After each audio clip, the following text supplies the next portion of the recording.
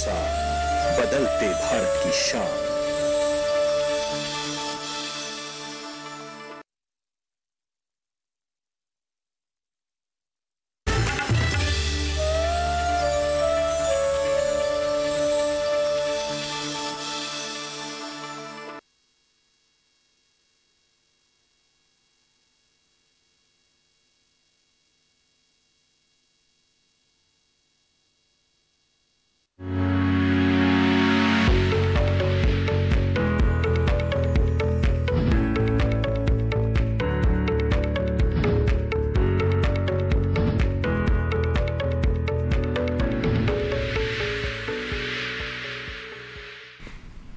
नमस्कार, स्वागत है आप सभी का। आप देख रहे हैं दूरदर्शन में हमारा खास कार्यक्रम हेलो किसान, जिसमें हम कृषि से संबंधित अलग अलग विषय चुनकर लाते हैं जो कि किसानों के लिए बेहद ही महत्वपूर्ण होते हैं और तमाम जानकारी उस विषय पर हम अपने विशेषज्ञ मेहमानों से लेने की कोशिश करते हैं। साथ ही अगर आप भी कोई सवाल पूछना चाहते हैं, राय या सुझाव लेना चाहते हैं हमारे विशेषज्ञ मेहमान से, तो आप भी सीधे इस कार्यक्रम में जुड़ सकते हैं हमारे टोल फ्री नंबर पर कॉल करके। तो आइए सबसे पहले आज के कार्यक्रम के विषय के बारे में बता दें जिस पर होगी विस्तार से चर्चा।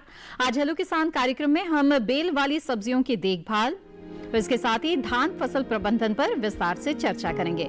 इन दोनों विषयों से जुड़े हुए जो भी सवाल आपके मन में हो आप पूछ सकते हैं। आप हमारे टोल फ्री नंबर पे कॉल कर सकते हैं। नोट कर ले हमारे टोल फ्री नंबर 1800-113060 और 1800-113061 टोल फ्री नंबर है, यानी कि मुफ्त में आप कॉल कर सकते हैं। बस आपको इस बात का ध्यान रखना है कि बातचीत के दौरान टीवी का वॉल्यूम बंद रखेंगे और सीधे फोन लाइन के जरिए बातचीत करेंगे, तभी आप बातचीत सुन पाएंगे और किसी तरह की रुकावट नहीं आएगी।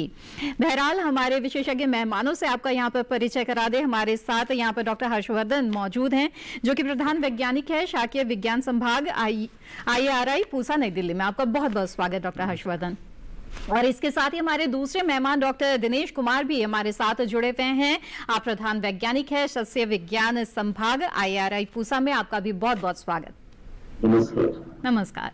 तो आइए इस बातचीत की शुरुआत करते हैं और जैसे कि बेल वाली सब्जियों की देखभाल पर हम बात करेंगे, तो सबसे पहले डॉक्टर हर्षवर्धन हम जानना चाहेंगे आपसे कि खास तौर पर बेल वाली सब्जियों की जब हम बात करते हैं तो हमारी थाली में इसकी महत्ता कितनी है और इसकी खेती किसानों के लिहाज से किस तरह से महत्वपूर्ण हो जाती है, और इसके बारे में हमें यहाँ पर बताएं। जी हाँ, आपने बिल्कुल सही पूछा है कि जब आज हम देखते हैं कि खास करके जब इस प्रकार का एक संकट वाला माहौल चल रहा है, हर आदमी चाहता है कि हमको बिल्कुल सुपाच्य भोजन हमको मिलना चाहिए। जब हम सुपाच्य की बात करते हैं तो जितनी ये बेल वाली सब्जियां हैं, चाहे लौकी है, करेला है, खीरा है, तोरी है, इन सब में करीब जल की मात्रा जो है काफी अधिक होती है। इसमें 90% जल होता है और बाकी इसमें लवण और विटामिन काफी होते हैं। इस कारण से सभी बीमार बच्चे बूढ़े सबको ये लिए सुपाच्य होता है।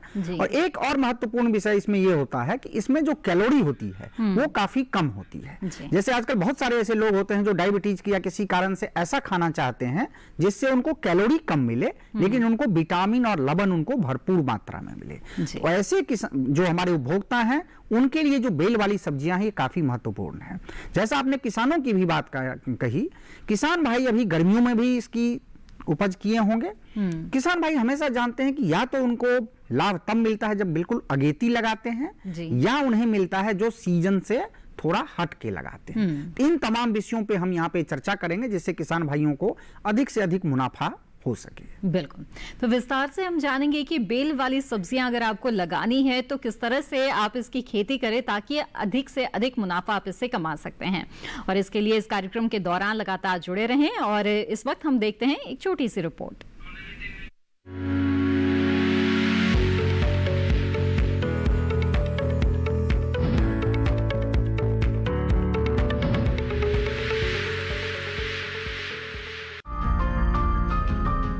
कद्दू वर्गीय सब्जियां एवं बेल वाली सब्जियां ग्रीष्मकालीन और बारिश के मौसम की महत्वपूर्ण फसलें हैं।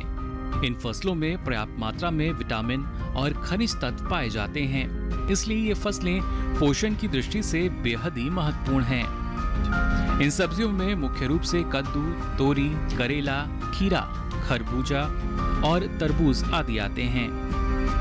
जून और जुलाई महीने में किसान यदि कुछ विशेष बातों का ख्याल रखें तो कद्दू वर्गीय सब्जियों की खेती कर सकते हैं, साथ ही अच्छी उपज भी हासिल कर सकते हैं। कद्दू वर्गीय और बेल वाली सब्जियों की खेती किसान भाई पारंपरिक तरीकों के साथ साथ पॉली हाउस में भी कर सकते हैं। अच्छी पैदावार के लिए बेल वाली सब्जियों की खेती करते समय किसान भाइयों को कुछ बातों का ख्याल रखना चाहिए, जैसे कि बुआई का सही समय, खाद और उर्वरक का उचित मात्रा में छिड़काव, सिंचाई की उचित व्यवस्था, फसल प्रबंधन इत्यादि। पॉलिथीन में मिट्टी और उर्वरक भरने से पहले प्रत्येक थैली की तली में 2 से 3 छेद पानी के निकास के लिए बना लेने चाहिए। साथ ही थैलियों को भरने के बाद एक हल्की सिंचाई करना उचित है। बेल वाली सब्जियों की पौध नर्सरी में तैयार की जाती है और फिर जड़ों को बिना नुकसान पहुंचाए खेतों में रोप दिया जाता है। इस तकनीक में खर्च तो कम लगता ही है, साथ ही किसानों को अच्छा मुनाफा प्राप्त होता है। फसलों का इन रस चूसक कीड़ों से बचाव करें। ककड़ी, घिया, खरबूजा और तोरी में फल मक्खी का प्रकोप अधिक होता है, जिससे फल खराब हो जाते हैं। फसलों के बचाव के लिए विशेषज्ञ की सलाह पर ही किसान कीटनाशकों का छिड़काव करें।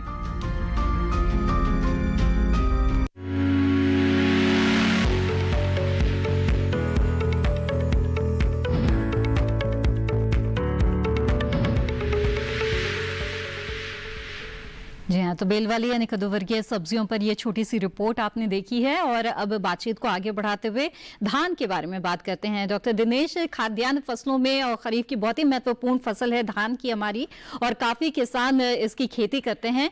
आपसे इसके महत्व के बारे में थोड़ा बहुत जानते हुए ये जरूर जानना चाहेंगे कि जिन किसानों ने अभी तक धान की फसल नहीं लगाई है, रोपाई नहीं की है, क्या अभी भी उनके पास समय है, वो कर सकते हैं क्या इसकी खेती? जी बिल्कुल, इस साल बहुत अच्छी बरसात देश में हमारे हो रही है चारों तरफ, और ऐसे में धान की फसल के लिए काफी लाभ है। और जहां तक फसल लगाने की बात है, काफी किसानों ने ये कार्य पूरा कर लिया है। जिन्हें सीधी बिजाई करनी थी वो जून के महीने में कर चुके हैं, और 15 जुलाई 20 जुलाई तक अधिकतर किसानों ने रोपाई कर ली है। लेकिन जो किसान अभी भी बचे हुए हैं, रोपाई करना चाहते हैं, तो अभी वक्त है वो जल्दी से जल्दी रोपाई का कार्य अपना पूरा कर लें, और साथ ही साथ जो आपकी खड़ी हुई फसल है उसकी अच्छे से आप देखभाल भी करें। जी बिल्कुल। तो अब जो किसान रोपाई करने जा रहे हैं, उन्हें आप किन किस्मों का चुनाव करने के लिए सलाह देंगे? जी बिल्कुल, इस समय पे किसान भाई ऐसी किस्में लें जो बहुत कम समय में जो है पक के तैयार हो जाए। लंबी अवधि वाली किस्में ना लें, जैसे पूसा बासमती 1509 है, इस इलाके में उत्तरी भारत के कई राज्यों में इसको लगाया जा सकता है, लेकिन लंबी अवधि की किस्में अब कामयाब नहीं होंगी आपकी। और खास करके अगर आपकी पौध भी पुरानी हो गई हो, उस दशा में आप किस्मों का तो चुनाव ज्यादा आपके हाथ में है, जो जिसकी नर्सरी उपलब्ध है आप उसी को आप लगा सकते हैं। जी जी बिल्कुल। इसके आगे भी और जानकारी हम आपसे लेंगे धान की खेती के दौरान किसानों को किन बातों का ध्यान रखना चाहिए, लेकिन इससे पहले आइए देखते हैं एक रिपोर्ट।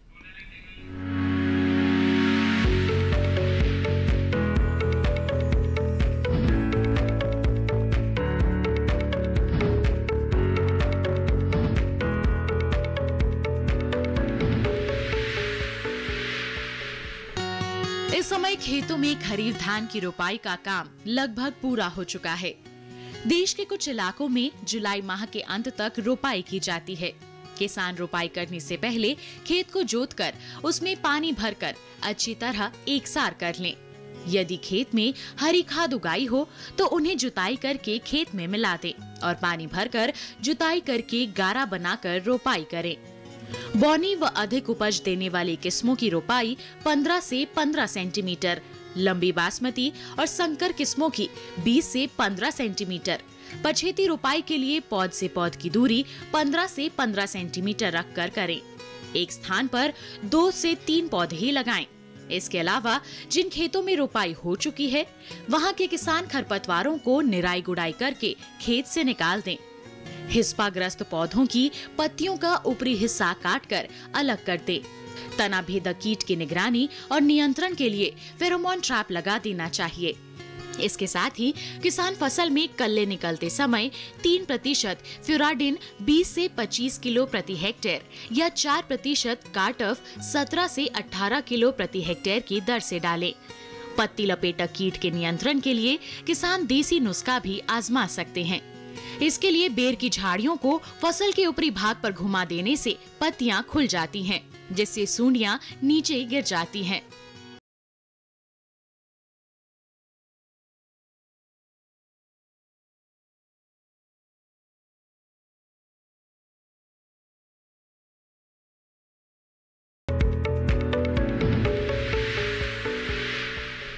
जी हाँ, तो ये रिपोर्ट देखी आपने, बातचीत को आगे बढ़ाते हैं और बेल वाली सब्जियों की जहां तक बात है, डॉक्टर हर्षवर्धन, कार्यक्रम की शुरुआत में ही आपने बहुत अच्छी बात कही कि किसान अगर मुनाफा कमाना चाहते हैं तो जरूरी है कि वो इस बात का ध्यान रखें कि उनकी जो फसल है वो कब आ रही है, तो उसी लिहाज से उनको बुआई भी समय से करनी चाहिए। हाँ। तो जिन किसानों ने अभी तक ग्रीष्मकालीन अगर बेल वाली सब्जियां नहीं लगाई है तो उन्हें अब आगे कब बुआई करनी चाहिए, कौन सा है उपयुक्त समय उनके लिए? जी हाँ, ये हम आमतौर पे देखते हैं कि जो बारिश के मौसम में जब आपके इलाके में बारिश हो जाती है, कई सारे किसान होते हैं कि पहली बारिश के बाद ही वो इन फसलों की बिजाई प्रारंभ कर देते हैं। लेकिन जहां अगर किसी किसान के खेत में अगर कोई दूसरी फसल चल रही थी और अगर वो लेट हो गए हैं तो अभी भी इन तमाम फसलों को वो लगा सकते हैं। लेकिन हमें ये ध्यान रखना है कि जब आमतौर पे हम गर्मी में इस फसल को उगाते हैं तो हम इसको नीचे जमीन पे फैलाते हैं, लेकिन अगर हम बारिश के मौसम में वही किसान भाई अगर इसको लगा रहे हैं तो उनको उसे मचान बना के इनकी रुपाई करनी चाहिए जी। दूसरी चीज है, जहां तक हम प्रजातियों की बात करें, ये कद्दू वर्गीय जो सब्जियां होती हैं आमतौर पे 40 से 45 दिन के बाद फलन देना प्रारंभ कर देती है और करीब करीब 90 से 95 दिन तक ये फलन देती है, यानी 3 महीने तक। तो किसान भाई अभी भी इसको लगा सकते हैं। पूरे जो उत्तर भारतीय मैदानी इलाका है, इवन जो पूर्वी इलाका है, वहां भी इसकी बिजाई अभी कर सकते हैं, क्योंकि जब सर्दियां आती हैं तो नवंबर दिसंबर के बाद आती हैं, तब तक ये फल चलता रहता है। बिल्कुल। अभी हम लौकी की हम लगा सकते हैं, हम खीरा भी लगा सकते हैं। हाँ, हम जब प्रजातियों की बात करते हैं तो उसमें थोड़ा हमें अंतर रखने की जरूरत होती है।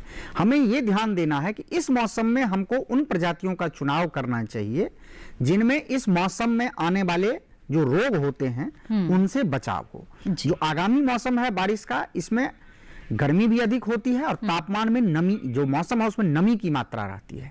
ऐसे में कुछ बीमारियां होती हैं, जैसे डाउनी मिल्ड्यू होता है, वो काफी अधिक होता है। तो अगर हम बीमारियों से कैसे रोकथाम कर सकते हैं, क्या उपाय करें, जानेंगे हम आपसे आगे डॉक्टर हर्षवर्धन। इस वक्त हमारे साथ एक कॉलर जुड़ गए हैं तो उनका सवाल यहाँ पर ले लेते हैं। तुकाराम जी इस वक्त नासिक महाराष्ट्र से जुड़े हुए हैं। जी तुकाराम जी, स्वागत है आपका, पूछिए अपना सवाल। जी मैम, जो धान के जो प्रोडक्ट है, जो पन्ना से कौन सा इस्तेमाल करना पड़ेगा? माफ कीजिएगा, धान की फसल आप लेना चाहते हैं? हाँ जी। जी, तो सवाल क्या है आपका इसमें? जो धान में तणनाशक होते हैं, तण होते हैं, उसके लिए। जी डॉक्टर दिनेश, अगर आप तुकाराम जी का सवाल सुन पाए हैं तो क्या सुझाव देंगे आप इन्हें?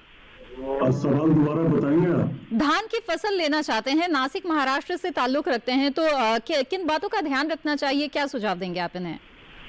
देखिए, अगर आप रोपाई विधि से करना चाहते हैं तो आपको पौध चाहिए धान की, और पौध अगर आपके पास उपलब्ध है तो आप अभी लगा सकते हैं जी। और सीधी बिजाई का समय आपका निकल चुका है, वो संभव नहीं। तो अगले साल आप तैयारी करें और जुलाई के पहले हफ्ते में अपना धान लगा सकते हैं। जी जी बिल्कुल। डॉक्टर दिनेश, आपसे जानना चाहेंगे कि जो पछेती रोपाई करना चाहते हैं किसान, उन्हें किस तरह की सावधानियां बरतनी चाहिए अच्छी पैदावार हासिल करने के लिए? कई बार ऐसा होता है कि किसान भाई देर से रोपाई करते हैं और उनकी पौध भी पुरानी हो जाती है। आमतौर पे 20 से 25 दिन की पौध आपको लगानी चाहिए, लेकिन पौध 45-50 दिन की हो जाती है। कई बार बाढ़ आ जाती है, कई बार सूखा पड़ जाता है, जिसकी वजह से पौध हमारी पुरानी हो जाती है और देर से हम रोपाई करते हैं। इसके लिए आपको रोपाई की दूरी घटानी है, तो जो आमतौर पर 20x10 या 25x10 होती है, उसको घटा के आप 15x10 कर लें, यानी 15 पंक्ति से पंक्ति की और 10 सेंटीमीटर पौधे से पौधे की दूरी आप रखें। साथ ही साथ एक जगह पे आप 4 से 5 यहाँ तक कि 6 पौधे आप लगा सकते हैं, क्योंकि पछेती फसल में ब्याज कम होता है। और तीसरी बात यह है कि उसकी चोटियां काट दें, ऊपर से धान की पत्तियों को काट दें और साइड की पत्तियों को भी काट दें। इससे फसल की स्थापना जल्दी होती है, अच्छी स्थापना होती है। और चौथे, जो खाद और उर्वरक आप डालते हैं, जो संस्कृत है, उसका 1.25 से 1.5 गुना तक उर्वरक आपको अधिक डालना पड़ेगा। इन 4 बातों का ध्यान रख के आप पछेती रोपाई कर सकते हैं या पछेती पौध का आप इस्तेमाल कर सकते हैं। बिल्कुल, तो ये कुछ बातें हैं जिनका ध्यान जरूर किसानों को रखना चाहिए अगर वो पछेती रोपाई कर रहे हैं। जी डॉक्टर हर्षवर्धन, हम बात कर रहे थे कि अभी जो किसान है और बेल वाली सब्जियां जिसकी बुआई कर सकते हैं, कुछ अच्छी किस्मों के बारे में यहाँ पर हमें बताएं। जी हाँ, वही हम बात कर रहे थे। जैसे इस मौसम की जो किस्में होती है वो थोड़ी अलग होती है। जैसे मैं डाउनी मिल्ड्यू की बात कर रहा था, जो किसान भाई जैसे खीरा लगाते हैं, तो हमारे संस्थान की एक प्रजातियां ऐसी हैं, पूसा बरखा, जो बारिश के मौसम के लिए विशेष तौर पे तैयार की गई हैं, जिसमें डाउनी मिल्ड्यू कम आएंगी। इसी प्रकार से अगर लौकी लगाना चाहते हैं, जहां लंबी हम लौकी लगाते हैं किसान भाई, पूसा नवीन लगा सकते हैं, या पूसा शंकर 1 प्रजाति है इसका लगा सकते हैं। गोल लौकी जहां लगाते हैं पूसा संदेश लगा सकते हैं। कुछ जगह पे नाशपाती के आकार की लौकी होती है, वो जब सर्दियों में जैसे जो किसान भाई अगर लेट हो गए हैं तो नाशपाती के आकार वाली जल्दी भी होती है और सर्दियों का भी उस पर कम असर पड़ता है, यानी सर्दियों में भी उनमें फलन होती है, तो संतुष्टि को लगा सकते हैं। इसी प्रकार अगर करेला है तो उसमें 2 मौसमी लगा सकते हैं। 2 मौसम नाम ही दिया गया है कि बारिश और गर्मी दोनों के लिए ये है। पूसा औषधि लगा सकते हैं। जो तोड़ी लगाना चाहते हैं तो हमारे पूसा श्रेष्ठा एक नई हाइब्रिड प्रजाति आई है, या पूसा स्नेहा लगाएंगे।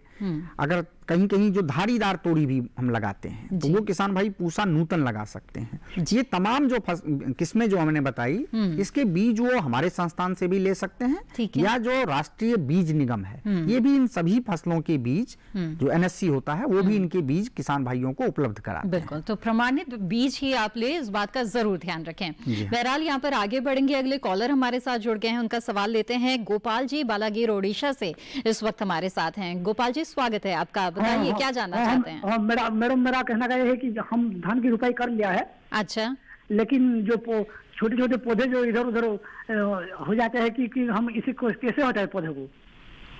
कुछ और पौधे उग रहे, खरपतवार आ रहे हैं? जी मैडम, जी बिल्कुल, बहुत ही अच्छा सवाल आपने पूछा है। कई किसानों को इस तरह की समस्या से जूझना पड़ता है। जी डॉक्टर दिनेश बताएं, खरपतवारों की समस्या आ रही है और पौध की रुपाई धान की कर चुके हैं, तो ऐसे में कैसे छुटकारा पाए? देखिए, इसमें 2 तरह के खरपतवार नाशी होते हैं। अगर आप रासायनिक विधि से खरपतवार नियंत्रण करना चाहते हैं तो एक तो ऐसे खरपतवार नाशी होते हैं जो रोपाई करने के 2 से 3 दिन के अंदर आपको खेत में डालने पड़ते हैं। जैसे ब्यूटाक्लोर दवाई आती है, सभी किसान लोग जानते हैं। ब्यूटाक्लोर 1.5 से 2 किलोग्राम सक्रिय तत्व प्रति हेक्टर लगता है। इसी तरीके से पेटिलाक्लोर आती है, पेटिलाक्लोर की 750 ग्राम मात्रा लगती है प्रति हेक्टर। इनमें से कोई सी एक दवाई लेके आप 500 लीटर पानी में घोल बना के रोपाई के 2 से 3 दिन के अंदर आप छिड़क दें।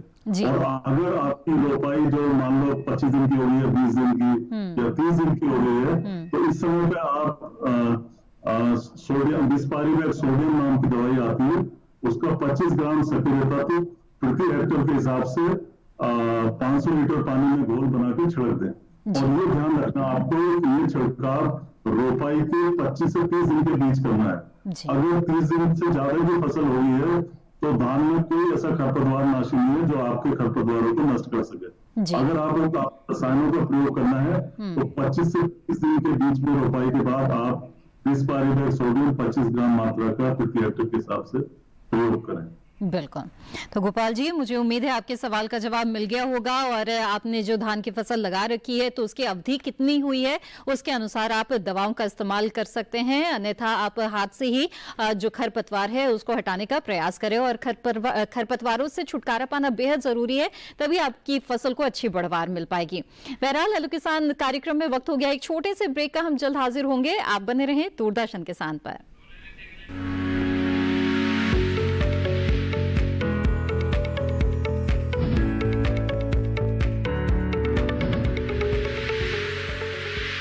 हर जोखिम से निकल कर फसल आए, सुरक्षित हो जाए। फसल बीमा से हर किसान अब आत्मनिर्भर हो जाए। अब सूखा पड़े या बाढ़ आ जाए कोई डर नहीं, अब ओले पड़े या कीट पतंगे फसल खा जाए कोई फिक्र नहीं। अब कैसी भी आपदा हमारी फसल पे आ जाए, क्षति होने पर हमारे दावों का उचित भुगतान मिलता है, क्योंकि हमने लिया है प्रधानमंत्री फसल बीमा। बुआई से फसल कटाई तक हर जोखिम का दावा, न्यूनतम प्रीमियम पर अधिकतम भुगतान का वादा। योजना से हर साल जुड़ रहे हैं 5 करोड़ से ज्यादा किसान। अब आपकी है बारी। नजदीकी कृषि कार्यालय, सहकारी समिति, बैंक शाखा, अधिकृत बीमा कंपनी या जन सेवा केंद्र में स्वेच्छा से करा सकते हैं पंजीकरण। फसल बीमा पोर्टल या फसल बीमा ऐप द्वारा भी किया जा सकता है पंजीकरण। प्रधानमंत्री फसल बीमा योजना, आपकी फसलों का संपूर्ण सुरक्षा कवच। कृषि एवं किसान कल्याण मंत्रालय, भारत सरकार।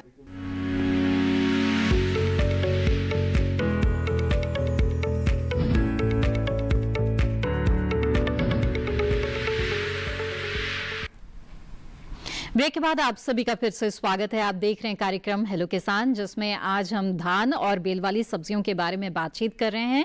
अगर इन विषयों से जुड़े हुए सवाल आप पूछना चाहते हैं तो आप हमारे टोल फ्री नंबर पे कॉल कर सकते हैं और विशेषज्ञ मेहमान से राय ले सकते हैं। बातचीत को यहाँ पर आगे बढ़ाते हैं और डॉक्टर हर्षवर्धन आपसे जानना चाहेंगे कि अब ये जो बारिश के समय की जो बेल वाली सब्जियां हैं जो किसान लेना चाहते हैं, उनके किस तरह से खेत की तैयारी और इनकी इसका ध्यान रखना चाहिए उन्हें? जी हाँ, अभी जो किसान भाई ले रहे हैं इनको सबसे पहले तो ये ध्यान रखना है कि ऐसी जो खेत का चयन करें जिसमें जल निकासी की समुचित व्यवस्था हो जी, क्योंकि जल बिल्कुल नहीं होना चाहिए।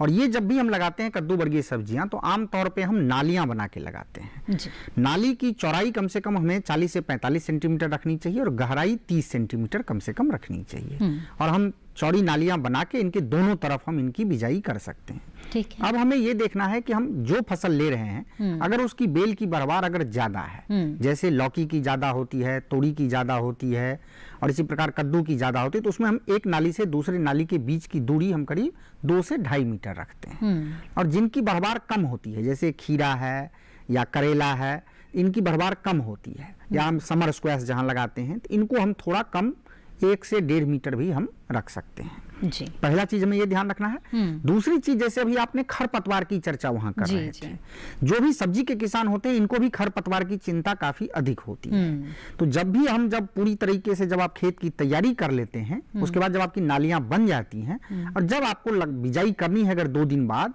तो उसे बिजाई से 2 दिन पहले अगर उसमें नमी है तो ठीक है, अगर बारिश हो गई, अगर नमी नहीं है तो उसमें हल्का आप जल डाल दें, पानी डाल दें और उसके बाद उसमें पेंडिमिथिलिन नामक एक जो खरपतवारनाशी है उसका 3 मिलीलीटर प्रति लीटर पानी में घोल बना के और उसका हम उस पर छिड़काव कर दें, सिर्फ नालियों पे दोनों तरफ। जिससे होगा कि जब वहां पे बिजाई करेंगे तो कम से कम 30 से 35 दिन तक उसमें खरपतवार से छुटकारा आपको मिलेगा। और एक नाली से जो दूसरे नाली की बीच की जगह है, इसमें आप चाहें तो ट्रैक्टर से या कोई पावर टिलर से इनको आप जुताई कर सकते हैं। इसीलिए कई बार किसान भाई एक नाली से दूसरे नाली के बीच में इतनी जगह रखते हैं जिससे कि बीच में 30-35 दिन तक वो ट्रैक्टर चला सकते हैं।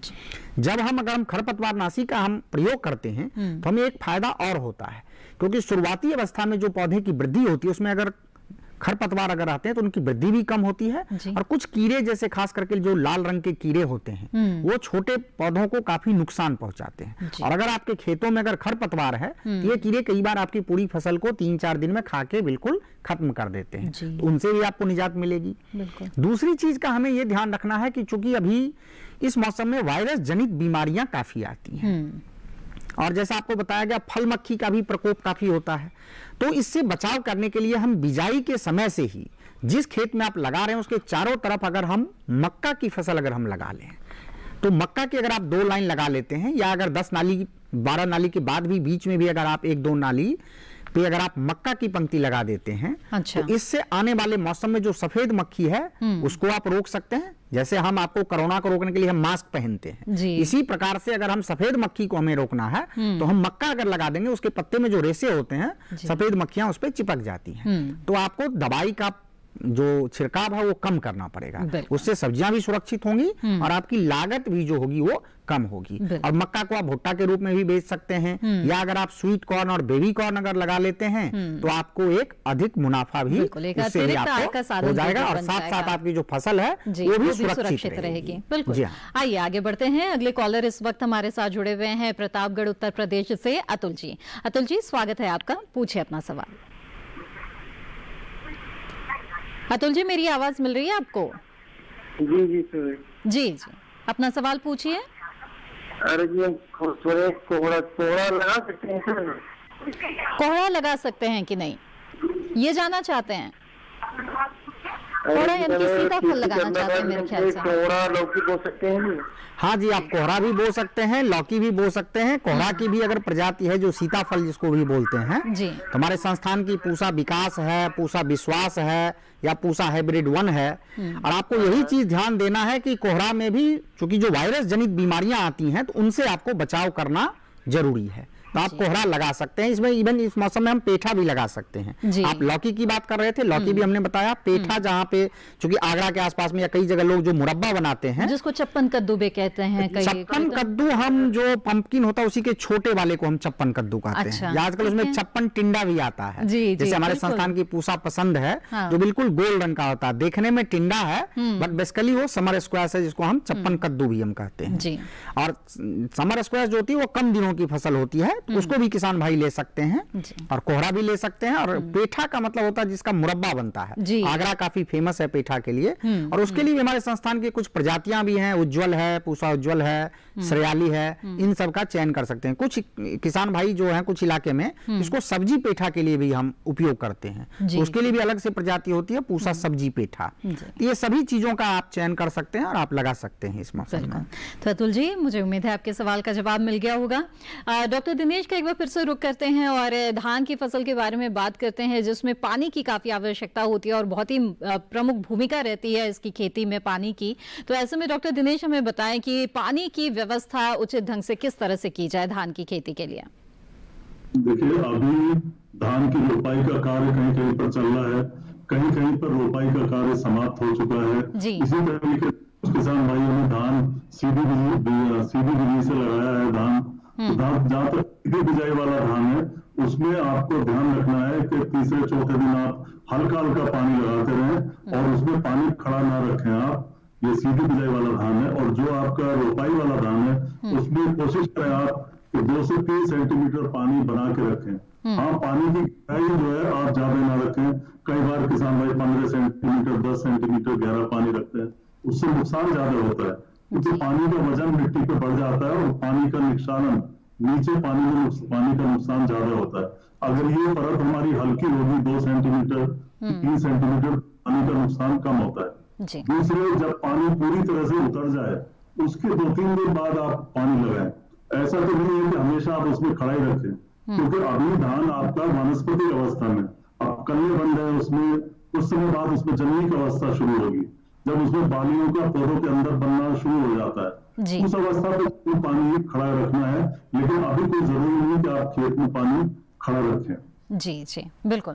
सिंचाई की यहाँ पर बात हो रही है डॉक्टर हर्षवर्धन, तो आपसे भी जानना चाहूंगी कि भले ये ग्रीष्मकालीन फसल या फिर वर्षाकालीन, सिंचाई की व्यवस्था कैसी होनी चाहिए कद्दू वर्गीय सब्जियों के लिए। कद्दू वर्गीय सब्जियों में जब हम सिंचाई करते हैं, जैसा मैं पहले ही बोला था, चूंकि इसमें 90% से अधिक इसमें पानी ही होता है, बिल्कुल। तो जो फल की बढ़वार होती है उस समय में बिल्कुल इसको अधिक सिंचाई चाहिए। लेकिन बारिश के मौसम में अगर बारिश हो गई है, आपके नालियों में अगर नमी की उचित मात्रा है, तो कई बार ऐसा होता है कि हमें कम पानी डालने की आवश्यकता होती है। लेकिन अगर लगातार अगर 6-7 दिन से अगर बारिश नहीं हुई है तो लगभग 7 दिन के अंतराल पे आपको उसमें पानी जरूर आपको डालना होगा। दूसरा, हमें यह ध्यान देना है कि पानी की अधिकता ना हो जाए। कई बार क्या होता है कि अगर आपके नालियों में अगर पानी भर जाता है तो किसान भाई फिर कहते हैं कि हमारी जो फसल है वो पीली हो गई है, कोई बीमारी तो नहीं आ गई या कीट नहीं आया।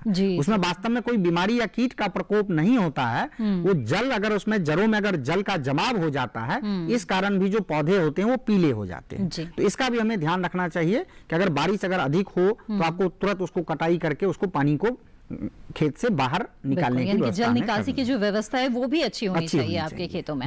बहरहाल आगे बढ़ते हैं। इस वक्त एक कॉलर हमारे साथ जुड़ गए हैं, सत्येंद्र प्रसाद जी, समस्तीपुर बिहार से। आइए उनसे बात करते हैं। सत्येंद्र जी, स्वागत है आपका, पूछिए क्या जानना चाहते हैं आप। जी, खीरा का पेड़ हम हाइब्रिड लगाया है, उसका ऊपर से पौधा का एकदम ग्रोथ ही रुक गया, पत्ता में सिकुड़न जैसा आ गया। कितने दिनों की फसल है आपकी? फसल मेरी हो गई लगभग 1 महीना हो गया। अच्छा, खुले खेत में है या पॉली हाउस की बात आप कर रहे हैं? जी, खुले खेत में लगा हुआ है या कहीं पॉली हाउस के अंदर तो नहीं लगा है? जी, खेत के अंदर लगा हुआ है। हाँ। जी हाँ सत्येंद्र जी, आपने जैसा पूछा है, जैसा मैं समझ पा रहा हूँ कि आपके पौधे की बढ़वार आप कह रहे हैं रुक गई है, वृद्धि जो है ये रुक गई है।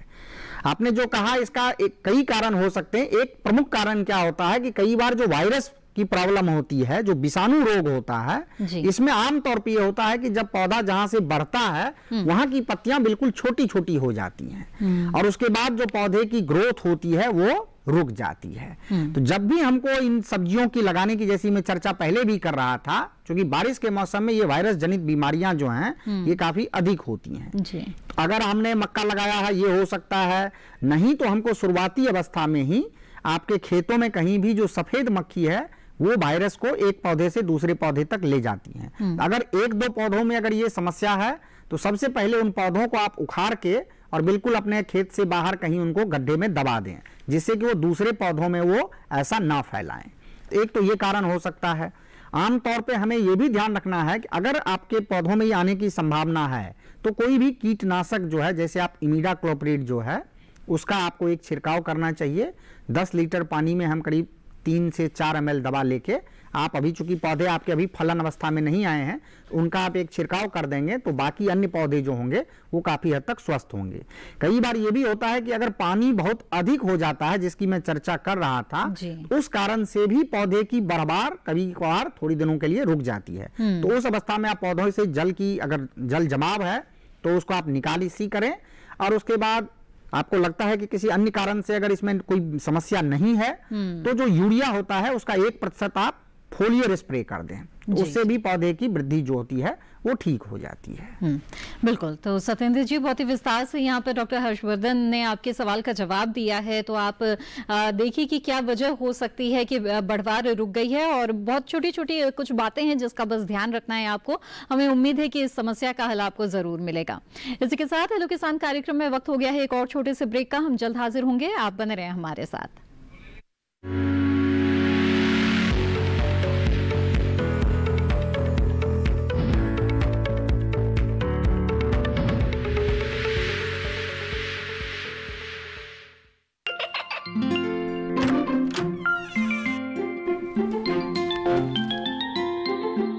ये क्या हो रहा है? काशवी, इतने कम मार्क्स? काशू बेटा पढ़ा करो, पढ़ोगी नहीं तो आगे कैसे बढ़ोगी? मम्मा मैं भी तो आपसे यही कहना चाहती हूँ, पढ़ा करो। आप पढ़ोगे नहीं तो आगे कैसे बढ़ोगे? मतलब? वो देखो, सिर्फ बैक पर छपा ऑर्गेनिक नहीं, ऑर्गेनिक का निशान पहचानिए। पीजीएस ऑर्गेनिक का ये लोगो उन किसानों की पहचान है जो आज भी परंपरागत विधि से रसायन मुक्त खेती कर आपके लिए शुद्ध फसल उपजा रहे हैं। अब समझे मम्मा, अगर मैं प्योर ऑर्गेनिक फूड नहीं खाऊंगी तो अच्छे मार्क्स कहाँ से लाऊंगी? अच्छा बच्चों, जैविक खेती की इस मुहिम को आगे बढ़ाइए, शुद्ध ऑर्गेनिक अपनाइए।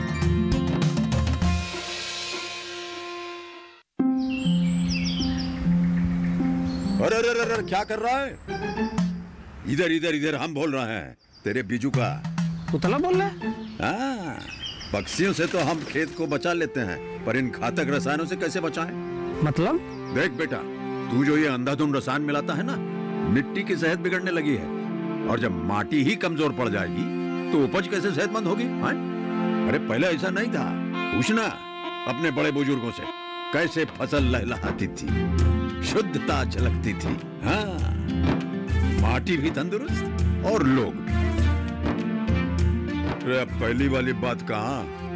पर अब तो सभी डाले हैं। सब नहीं, आज भी लाखों जागरूक किसान परंपरागत विधि से फसल उगा रहे हैं, खर्चा कम और उपज की कीमत भी बेहतर पा रहे हैं। ठीक है भाई, मैं भी आज से जैविक खेती शुरू करूंगा। माटी से प्रेम की परंपरा है परंपरागत खेती।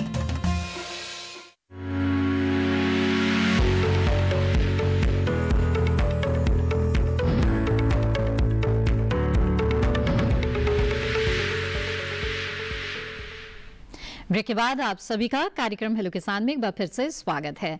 तो आज हम हेलो किसान कार्यक्रम में बेल वाली सब्जियों की देखभाल और धान फसल प्रबंधन पर विस्तार से बातचीत कर रहे हैं, और इस बातचीत को आगे बढ़ाते हुए इस वक्त मैं डॉक्टर दिनेश का रुख करना चाहूंगी। डॉक्टर दिनेश, जानना चाहेंगे कि जो धान की फसल है उसकी अच्छी पैदावार हासिल करने के लिए किस तरह से पोषक तत्व प्रबंधन किसानों को करना चाहिए, खासतौर पर अगर नाइट्रोजन की बात करें तो किस तरह से इसका उचित प्रबंधन करें? जी बिल्कुल किसान भाइयों, जैसा कि आप जानते हैं कि जो पोषक तत्व हैं वो आप मिट्टी की जांच के आधार पर देते हैं, और इसमें फास्फोरस, पोटास, जिंक और गंधक वगैरह जो होते हैं आपने रोपाई के समय या बुआई के समय डाल दिए होंगे। अब खड़ी फसल में आपको नाइट्रोजन का प्रबंधन करना है। नाइट्रोजन की 2 बार जरूरत पड़ती है, खास करके इसमें जो सामान्य किस्म है उसमें एक तो जब ब्यात बन रहा होता है तब आप उसमें नाइट्रोजन का प्रयोग करें, और दूसरा जब उसमें बालियां निकलने के पहले की अवस्था होती है, पेनिकल बनना शुरू हो जाता है पौधे के अंदर, गाभा किसान भाई कहते हैं गाभे में आ गया हमारा था, उस समय जो है खुराक दे जो आमतौर पे रोपाई के 55 से 60 दिन बाद आती है। तीसरे आजकल के लीफ कलर चार्ट का भी प्रयोग कर रहे हैं कुछ किसान भाई, उसके आधार पर भी नाइट्रोजन का प्रयोग किया जा सकता है। जी जी बिल्कुल। आइए आगे बढ़ते हैं। अगले कॉलर इस वक्त हमारे साथ जुड़ गए हैं अरुण निगम जी, प्रयागराज उत्तर प्रदेश से, उनसे बात करते हैं। अरुण जी स्वागत है आपका। जी नमस्ते जी मैडम। नमस्कार अरुण जी, पूछिए अपना सवाल। मैडम पॉली हाउस में जैसे हम लोगों ने ककड़ी तो उगाई है जी, लेकिन हम ककड़ी खीरा, लेकिन मैं उस तरह की जो दूसरी बेल वाली जैसे लौकी, तुरई और कद्दू, साथ ही साथ में जो गर्मी के मौसम में हम तरबूज या खरबूज उगा सकते हैं क्या पॉली हाउस में, ये डॉक्टर साहब से जानना चाहते हैं, और अगर उगा सकते हैं तो हम उसके लिए क्या क्या सावधानी बरतनी है और उसका पूरा प्रोसीजर जानना चाहते हैं। बिल्कुल, आइए जानते हैं। जी हाँ अरुण निगम जी, आपने बहुत अच्छा आपने प्रश्न पूछा है जी। देखिए आमतौर पे हम खीरा हम लगाते हैं जो पॉली हाउस में, आपने जो ककड़ी कही आपने, मैं समझता हूँ कि अगर आप खीरा लगाए होंगे तो खीरा में क्या होता है कि पॉलिनेशन यानी परागन की जरूरत नहीं पड़ती है, क्योंकि खीरा में ऐसी प्रजातियां हैं जो बीज रहित खीरा बनाती है, जिनको हम पार्थेनोकार्पिक खीरा कहते हैं। तो इसमें बिना परागन के ही उसमें खीरा बन जाता है, और एक पौधे पे उसमें 15, 20, 25 खीरा तक बन सकता है, तो उसकी तो सफलतापूर्वक खेती की जाती है। बाकी जो अन्य सब्जियां हैं जिनकी आप बात कर रहे हैं, अगर हम करेला की बात करें, अगर हम लौकी की बात करें, क्योंकि पॉली हाउस बनाने में हमें यह भी ध्यान देना पड़ता है कि हमारी लागत काफी अधिक होती है, इसीलिए हम कोशिश करते हैं कि जो हाई वैल्यू सब्जियां हैं उनको हम लगाएं और कम एरिया में हम उत्पादन अधिक से अधिक करें। जी। जैसे अगर हम 1 मीटर वर्ग मीटर में अगर हम 2 खीरा का पेड़ अगर हम लगा देते हैं, लग सकता है पॉली हाउस के अंदर, तो हमारा उत्पादन जो है बाहर के मुकाबले कम से कम 4 गुना अधिक होता है।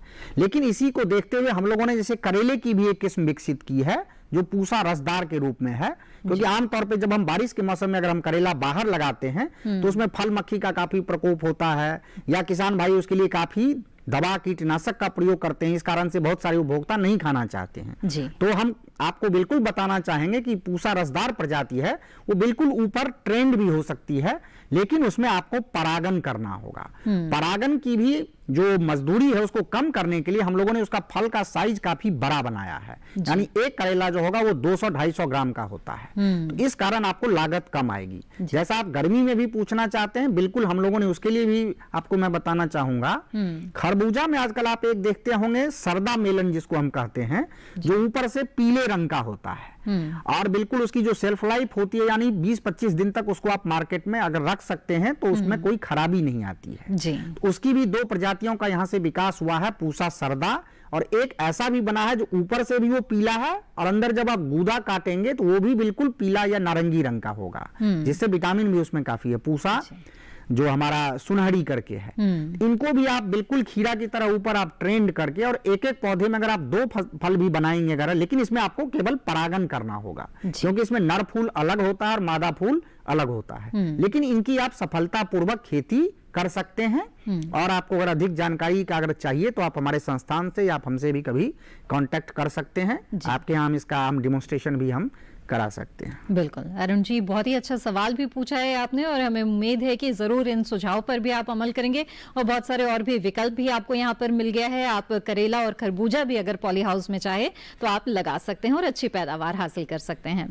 बढ़ते हैं अब आगे और डॉक्टर हर्षवर्धन, अब आपसे भी हम पोषक तत्व प्रबंधन के बारे में जानना चाहेंगे। बताएं किस तरह से पोषक तत्व प्रबंधन करें बेल वाली सब्जियों में। जी हाँ, जैसा कि डॉक्टर दिनेश ने भी बताया, सबसे पहले तो हमें ये ध्यान देना है कि मिट्टी आपकी जांच के अनुसार ही आप उसमें कोई भी पोषक तत्व डालें। बिल्कुल। सब्जियों में आमतौर पे हम गोबर की खाद आपको डालना कंपलसरी है। गोबर की खाद डालते समय हमें ये भी ध्यान रखना है कि जैसे अगर गर्मी के बाद जब भी आपकी खेत खाली हुई उसी समय में हमें डाल देना चाहिए।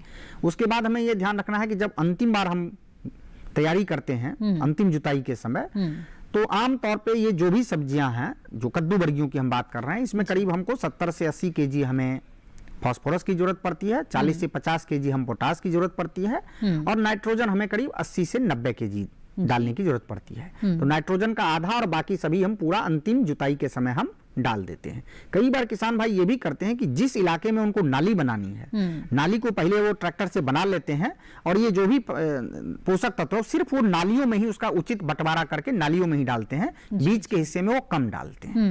और बाकी जो नाइट्रोजन है उनको ये ध्यान देना है कि नाइट्रोजन हमको 2 बार स्प्लिट डोज में डालना है। लेकिन जब इसमें फूल आने लगते हैं तो नाइट्रोजन अगर आप अधिक डालेंगे तो मेल नर फूल ज्यादा आएंगे, मादा फूल कम आएंगे। मादा फूल से ही फल का विकास होता है। इसीलिए हमें यह ध्यान देना चाहिए कि उससे पहले ही, यानी आपकी फसल जब करीब 25 दिन की है, 30 दिन की, उसी समय में नाइट्रोजन की जो दूसरी मात्रा है वो हमें डाल देनी चाहिए। और फिर उसके बाद जब उसमें फल बनना शुरू हो जाता है, फल की जब वृद्धि होती है करीब 35 से 40 दिन में फल बनना शुरू हो जाता है, तो 50 दिन के आसपास आप दोबारा उसमें 1 डोज नाइट्रोजन की डाल सकते हैं। बिल्कुल। तो ये तो बात हुई पोषक तत्व प्रबंधन की। बढ़ते हैं आगे और डॉक्टर दिनेश, अब आपसे हम जानना चाहेंगे कि फसल को कीट बीमारियों का काफी खतरा रहता है, खासतौर पे धान की फसल में जानना चाहेंगे कि इस समय किस तरह की कीटों का खतरा हो सकता है। जी बिल्कुल, इस समय पे सबसे आम कीड़ा जो है वो तना छेदक धान की फसल में आता है और दूसरा पत्ती लपेटक आता है। 2 प्रमुख कीड़े हैं जिनके आने की संभावना होती है।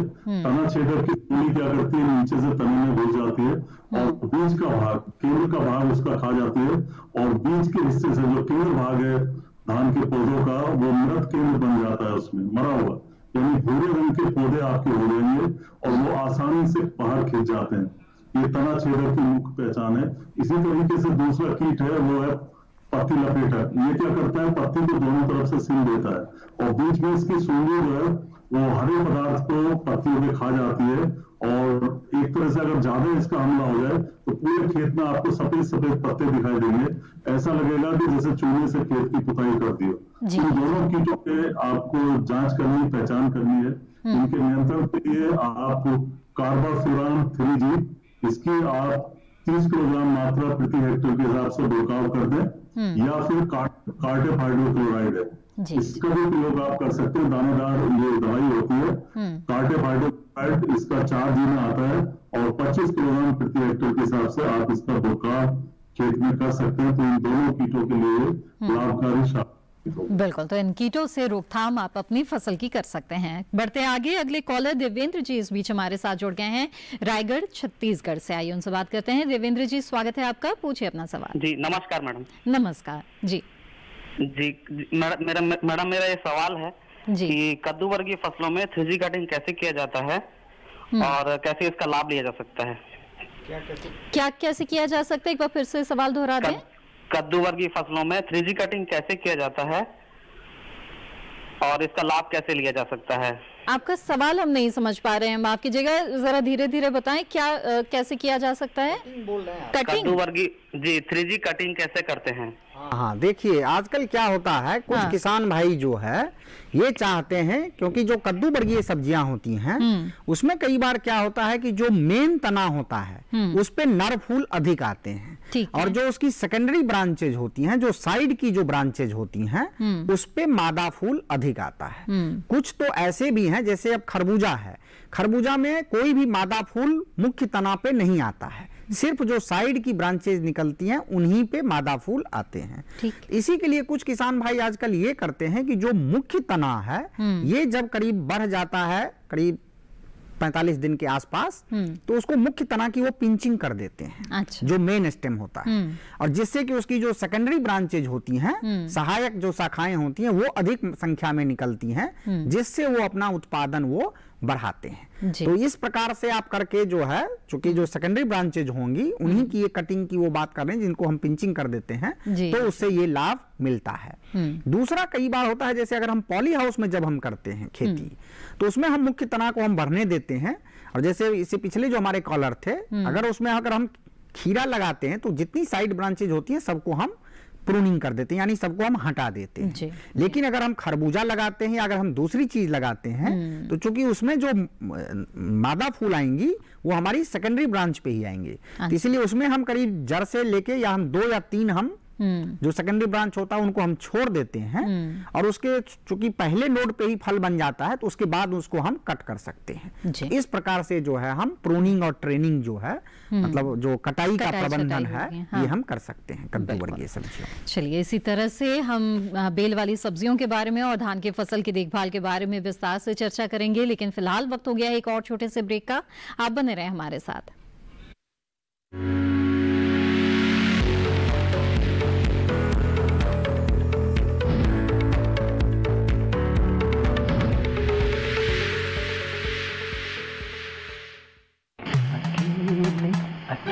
अरे वाह भैया, अकेले अकेले।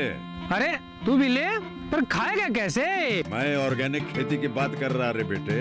अकेले अकेले खेती कब तक करेगा? मतलब गांव में 20-25 किसानों का समूह बना के पंजीकरण करवा ले, फिर सरकारी ट्रेनिंग भी मिलेगी और मुफ्त जैविक बीज खाद भी। फिर बीजीएस ऑर्गेनिक की सरकारी मोहर के साथ तेरी उपज आकर्षक पैक में पहुंचेगी बड़े बाजार तक। अच्छा हाँ। अरे भाई कहाँ चल दिया? सबको साथ लाने, आमदनी बढ़ाने।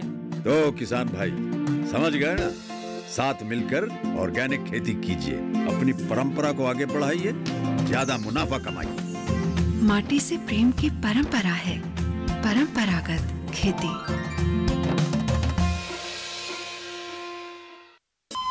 अरे सुन तो। मुझे क्या सुनाना चाहते हो? जो सुनाओ मेरी सौतन को। किसको? अरे वही तुम्हारा मोबाइल फोन जिससे सुबह शाम दिन रात चिपके रहते थे और कहते थे किसान कॉल सेंटर से बातें हो रही हैं। अच्छा ये बात है। हाँ क्यों, क्या हुआ? अब बात नहीं होती क्या? अब तो झट से बात हो जाती है। ऐसा क्या? हाँ, अब तो ज्यादा लाइनें और खास तकनीक के कारण खेती के माहिरों से तुरंत बात हो जाती है। और अगर कभी लाइन व्यस्त हो तो अपनी समस्या फोन पर रिकॉर्ड करा दो, वहाँ से फोन आ जाता है और समस्या की हल का मैसेज भी आ जाता है। ये देखो आ गया। अरे वाह, इसका मतलब इंतजार की घड़ी अब खत्म। हाँ। तभी मैं सोचूं कि आजकल मुझ पर इतना प्यार क्यों आ रहा है। कृषि संबंधी समस्याओं का अपनी भाषा में तुरंत हल पाने के लिए पूरे भारत में किसी भी फोन से हेल्पलाइन नंबर पर संपर्क करें। किसानों का दोस्त किसान कॉल सेंटर।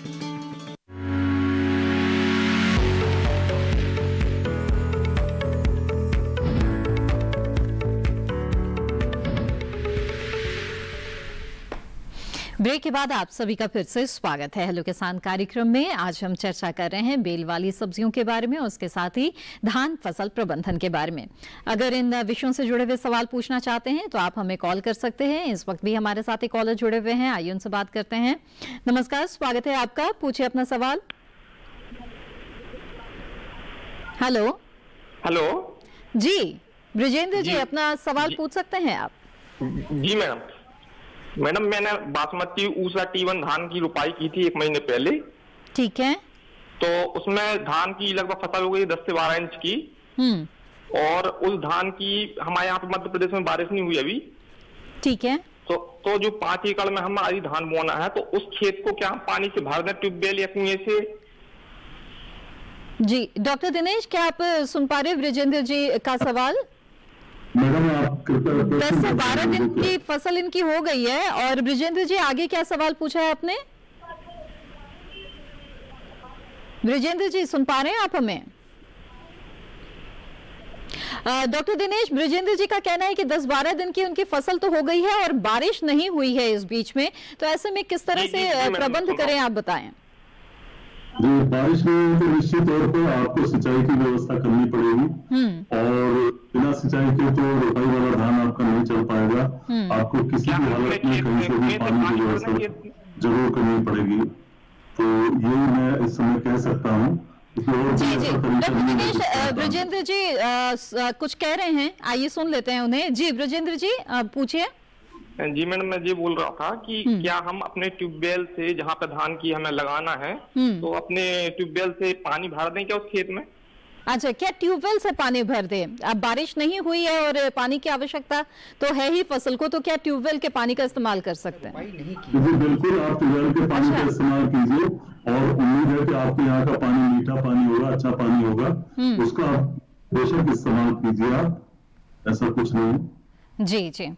डॉक्टर दिनेश, यहाँ पर बातचीत को आगे बढ़ाते हुए जानना चाहेंगे आपसे कि आपने कीटों से रोकथाम के बारे में बताया, फसल को कैसे बचा सकते हैं, और इसके साथ ही सूत्रकृमि की समस्या भी कई बार रहती है, तो इससे बचाव के लिए किसानों को किन बातों का ध्यान रखना चाहिए? बिल्कुल, खास करके जो किसान भाई सीधी बिजाई कर रहे हैं धान की, वहां पे सूत्रकृमि आ जाता है, जो जड़ों में लगता है, गांठें बना लेता है, और ये सूत्रकृमि हमारे रोपे धान में जहाँ रोपाई की है उसमें भी आने की संभावना होती है, क्योंकि कई बार ऐसा होता है कि पानी की कमी हो जाती है। पानी की कमी की दशा में दोनों तरह के धान में सूत्रकृमि आ सकता है। पौधों की बढ़वार आपको रुक जाती है, पौधे पीले पड़ जाते हैं, छोटे रह जाते हैं, और अगर आप जड़ों को उखाड़ के देखेंगे तो उस पर सफेद रंग की छोटी छोटी गांठें बनी नजर आएंगी। अगर इससे भी लक्षण नजर आए तो आप कार्बाफ्यूरान 3G इसकी आप 30 किलोग्राम मात्रा प्रति हेक्टेयर के हिसाब से छिड़काव कर दें, या 100 से 150 किलोग्राम नीम की खली प्रति हेक्टेयर के हिसाब से भी प्रयोग में ला सकते हैं। और साथ ही साथ कोशिश करें कि खेत में आप बार बार पानी लगाएं, इससे भी निमेटोड का प्रभाव थोड़ा कम हो जाएगा। जी जी बिल्कुल। डॉक्टर हर्षवर्धन, आपसे भी जानना चाहेंगे कि जो बेल वाली सब्जियां हैं उन्हें किस तरह के कीट जो हैं वो प्रभावित कर सकते हैं, कैसे बचाव जी हाँ, जैसे मैं चर्चा कर रहा था, एक जो लाल कीड़ा होता है जिसे हम रेड पंपकिन बीटल कहते हैं, ये शुरुआती अवस्था में काफी परेशान करता है, और इसके नियंत्रण करने के लिए एक दवा आती है कार्बोसल्फान। इसका हमें स्प्रे करना है 2 मिलीलीटर प्रति लीटर पानी में घोल बना के। हमें ये ध्यान देना है कि बिल्कुल सुबह में सवेरे सवेरे इसका हमें छिड़काव करना है, क्योंकि जब सूरज की किरण निकल जाती है और धूप आ जाती है तो ये कीड़े उड़ने लगते हैं। उससे पहले ये बैठे रहते हैं पत्तियों पे, चूंकि ये कांटेक्ट जो दवा है उसी से इसका नियंत्रण हम अच्छे से कर सकते हैं जी। इसके अलावा जैसे इस मौसम में फल मक्खी का काफी प्रकोप होता है, इसीलिए कई सारे किसान भाई इसको नेट हाउस में भी उगाते हैं, या जैसे किसान भाई पॉली हाउस की बात कर रहे थे, जिससे कि फल मक्खी का प्रकोप ना हो पाए। लेकिन अगर बाहर में आप लगा रहे हैं तो एक ट्रैप आता है, फेरोमोन ट्रैप होता है, क्योंकि हमें ये भी देखना है कि जो आप उगा रहे हैं वो सुरक्षित उपभोक्ता तक पहुंचे। आपका उत्पाद जो है, सब्जी जो है, वो बिल्कुल सुरक्षित होनी चाहिए। तो उसके लिए हमें फेरोमोन ट्रैप का हमें उपयोग करना है, और मिथाइल यूजिनॉल नामक जो केमिकल होता है, इसका ट्रैप आपको मार्केट से लेना है। इसको आप 1 एकड़ में 4-5 जगह लगा देना है।